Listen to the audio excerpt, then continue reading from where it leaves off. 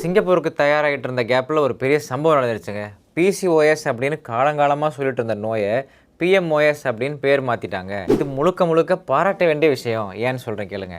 PCOS அப்படின்னா பெண்களுக்கு ஏற்படக்கூடிய கர்ப்பப்பையில் இருக்கக்கூடிய ஓவரியில் நீர்க்கட்டி ஃபார்ம் ஆகிருக்கு, சிஸ்ட் ஃபார்ம் ஆகிருக்கு அப்படி தான் பொதுமக்களாக நினச்சிட்டு இருப்பாங்க. நீர்க்கட்டி இருந்தால் தான் பிசிஓடின்னு சொல்லணும் அப்படிங்கிற அவசியம் இப்போ கிடையாது. மற்ற மெட்டபாலிக் சிண்ட்ரோம், ஹார்மோனல் சேஞ்சஸ் இதை வச்சு நம்ம தெளிவாக டயக்னோசிஸ் பண்ண முடியும். எப்படின்னு சொல்கிறேன் கேளுங்க. பெண்களுக்கு முக்கியமான ஹார்மோன் டெஸ்ட் பார்த்தீங்கன்னா எஃப்எஸ்ஹெச், எல்ஹெச்.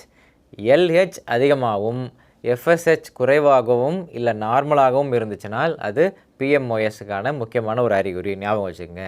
ரெண்டாவது, இளம் பெண்கள் லீனாக தான் இருக்காங்க, ஆனால் அவங்களுக்கு இந்த ஹார்மோனல் சேஞ்சஸ்லாம் இருக்குது. அது வந்து நம்ம லீன் பிசிஓஎஸ் அப்படின்னு முன்னாடி சொல்லிட்டு இருந்தோம். ரொம்ப ஒபிஸாக இருக்கிறவங்க இல்லாமல் லீன் பிசிஓஎஸாக இருப்பாங்க.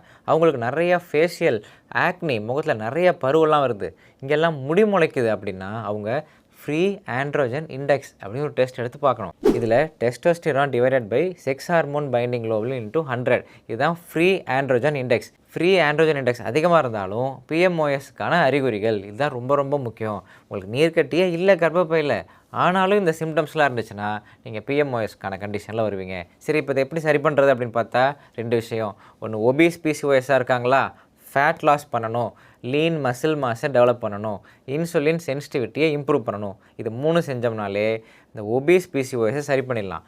லீன் பிசிஓஎஸாக இருக்காங்க, ஃபேட் எங்கே லாஸ் பண்ணுறது, ஃபேட் லாஸ் பண்ண வேண்டாம், மசில் மாஸ் டெவலப் பண்ணுங்கள், லீன் மசில் மாஸை இம்ப்ரூவ் பண்ணுங்கள். நல்லா ஹை ப்ரோட்டீன் டயட்ஸாக எடுத்துகிட்டு மசில் மாஸை நல்லா நீங்கள் டெவலப் பண்ணிங்க அப்படின்னாலே இதெல்லாம் ஓவர் கம் பண்ண முடியும். ஸோ பிசிஓடி இத்தனை நாளாக நீங்கள் ஏமாந்துட்டு இருந்தீங்க. நீங்கள் மட்டும் இல்லை, நாங்களும் ஏமாந்துட்டு தான் இருந்தோம். இதை வந்து ஏமாற்றம்னு நினைக்கக்கூடாது, இது ஒரு அறிவியல் முன்னேற்றம் அப்படின்னு நம்ம எடுத்துக்கலாம்.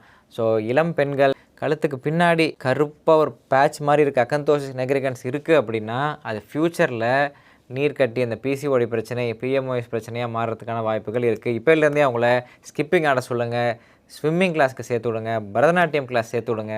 உட்காந்து ஃபோனை பார்த்துட்டு ஸ்க்ரோல் பண்ணிவிட்டு டிவி பார்த்துட்டு ஜங்க் ஃபுட், ஸ்நாக்ஸ் ஃபுட் சாப்பிட்ற பழக்கத்தை அவாய்ட் பண்ணுங்கள். வருங்கால சந்ததியினுடைய வாழ்க்கை நம்ம கையில் தான் இருக்குது, ஞாபகம் வச்சுங்க.